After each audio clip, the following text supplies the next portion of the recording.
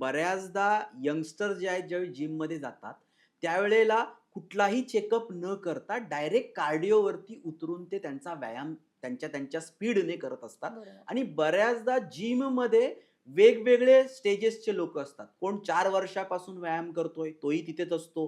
कोणाला आता 6 महिने झालेत, कोणाला 1च महिना झालाय आणि आपण नवीन गेलेलो असतो. प्रत्येकजण त्याने जी ताकद कमवली आहे त्याच्यानुसार व्यायाम करत असतो आणि हं. इथे बऱ्याचदा कॉम्पिटिशन डेव्हलप झालेली असते.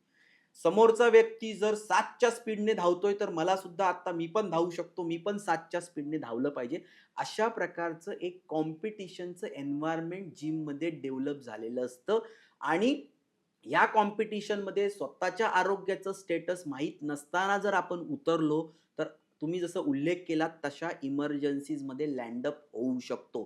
कारण जर तुम्हाला कार्डिओ करायचंय, जर एखाद्या व्यक्तीला ट्रेडमिलवरती धावायचंय, तर त्याने त्याच्या आधी त्याच्या हृदयाकडे किती स्पीडने धावायची ताकद आहे, हे चेक करणं खूप गरजेचं आहे आणि इथे मी ॲडवाईस करू इच्छितो, अशा प्रत्येक व्यक्तीने स्वतःची एकदा स्ट्रेस टेस्ट करून घ्यावी.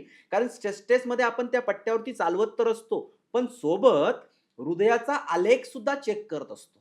बीपी सुद्धा चेक करत असतो आणि हार्ट रेट कशा पद्धतीने चेंज होत आहेत, हे सुद्धा चेक करत असतो. एकदा का आपण स्ट्रेस टेस्ट करून घेतली आणि तो रिपोर्ट नॉर्मल आला, तर आपण बिनधास्त जिममध्ये कार्डिओ करू शकतो, त्या मशीनवरती धावू शकतो.